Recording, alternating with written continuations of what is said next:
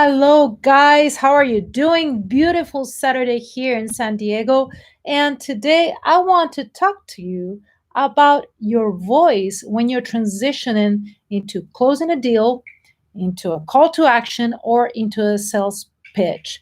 So, the reason why I'm doing this because I see this all the time. I see these great entrepreneurs that are just giving these amazing speeches and teaching on stage.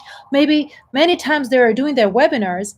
And when it comes to the time in the presentation, when they have to go into the sales pitch, when they have to transition into closing the deal, their voices and their stage presence and their sales presentation completely changes. And I wonder if this is you, because if you're like most people don't realize that it doesn't matter how good are your slides, it doesn't matter how much NLP have you worked on, it doesn't matter how good you're at whatever you're doing.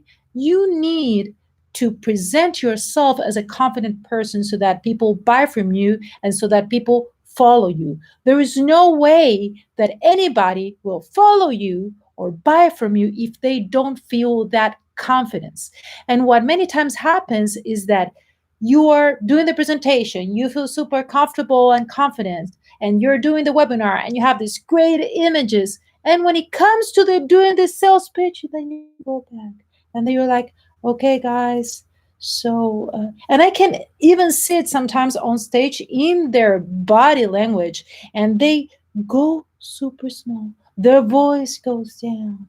They start putting a lot of words in order to ask for the favor. It's like, for example, when you're trying to ask someone about something and you're afraid that the person is going to say no. And let's say you're going to ask your mom, you're a kid, and you're like, hey, mom, I was wondering, if I could have the opportunity to do all these things that I want to do, and you know that I've been such a nice girl, and I've been going to school, and I have these great grades, and I would really deserve to go out. When actually, what you're trying to ask for, maybe it's the authorization to go out at night and hang out, but you're not going straight to the chase, right? Because you're feeling not confident and you're feeling the pressure of maybe getting a no. You change and then you go back and your voice comes down and your body goes back. And what happens when you say the price? Maybe in your head you're thinking that the person's going to say no. You're thinking that the person's going to get scared because of the price that you're presenting. And for example, if I've never had a deal in which I was paid $10,000 for one client, let's say, it might be hard for me to say those 10,000 and be like, 10,000. And that thing is going to change my voice. And this is something that the person that is trying to hire me will feel. Because if you're trying to close a deal or to sell something to a person that is a successful person, a person that has the money to pay you, they're used to paying money for what they want.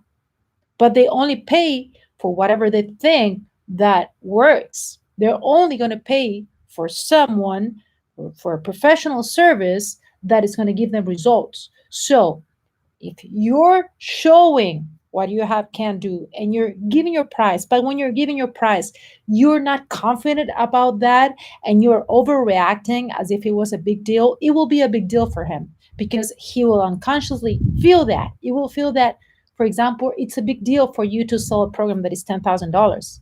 And then he's going to think, okay, if it's a big deal for her to sell a $10,000 program, this means that she's never done it before. And if she's never done it before, she's not successful. If she's not successful, it's because she's not good enough to work with me. People will only buy from those who are successful. People don't go into Cartier, right, to the watches, the Cartier, the super famous brand, and start like, oh my god, this watch is $10,000, and the salesperson doesn't say, oh yeah, this is $10,000. Why? Because they sell $10,000 watches every day, so nobody questions the validity of those prices, no one goes there and asks for a discount because everybody knows this is how much it's worth. Nobody goes into a Lamborghini store and is like, oh, $250,000. Oh my God. Everybody knows that that's the price of a Lamborghini. Otherwise, you just don't even walk inside that store. And the salesperson will not going to be like, oh, yeah, this is 250,000. They know that this is the price and they sell it every day. It's normal for them. So this is a regular transaction. When you're offering your services, you need to work on your vocals and pay attention. Pay attention because you need to see if your vocals are changing, if your body language is changing, if you're making a big deal out of something that is not a big deal, because your work is good enough for you to sell that and you're selling it all the time, right? So you need to work on that. And when I'm saying this, it's not because I want you to be fake. It's not because I want you to pretend that it's not a big deal. Of course, I think that along with this, you need to work internally on that understanding, on that belief that this sale is natural and it's the natural outcome for this. When you're making a sales presentation that is good enough, the person who's going to buy that product or service that you're offering is going to do it because this is going to be the natural outcome after the presentation that you did. Because logically, after all the value that you presented, they will buy it. This is normal. It's not a big deal.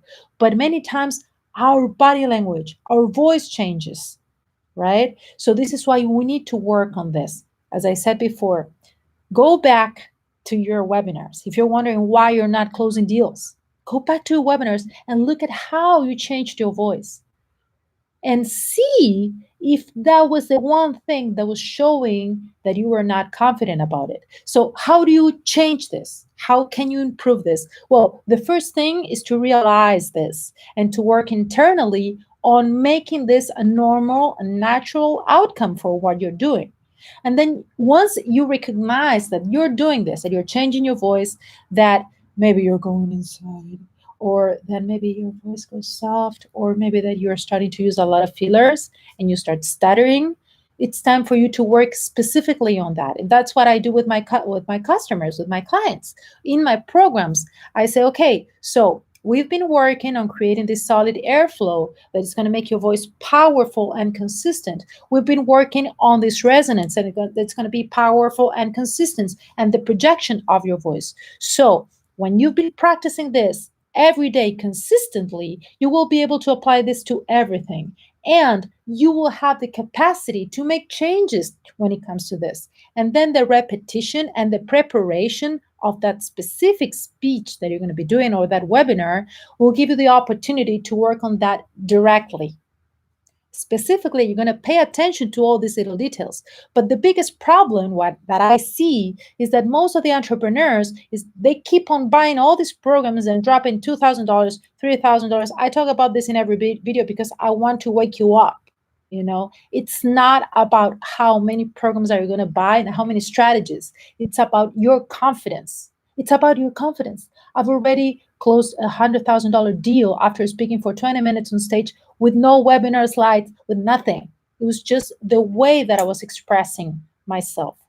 And this is what you can develop, because many times we're just repeating the way that all the people around us express themselves. And we look as if we were not confident just because we're doing these little details, these little things here and there that are summing up and making us look as people who are not confident enough and who don't have the authority. So this is not a matter of you keep on repeating this every day and doing lives every day. And I see that many people say, oh, in order to get confident, you have to go live more. Not necessarily. You need to observe what you're doing. You need to know what you're doing. You need to analyze your voice, your body language, and then you will be able to make the changes. And then this will improve your presentation skills, your results, and then you will be able to exercise that and become more confident.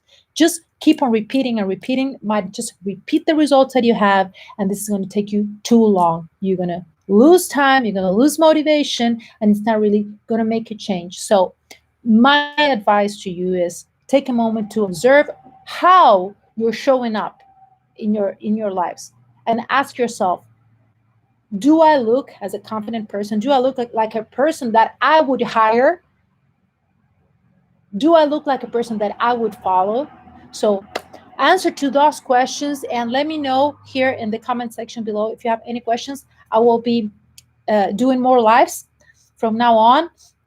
I also wanted to let you know that I started a brand new fan page that is called Lorna Vocals. You can search it out here. If you're not watching on my page, if you're one of my friends, you can click and like my page, because I'm in a transition right now in which I'm broadcasting at the same time in different platforms.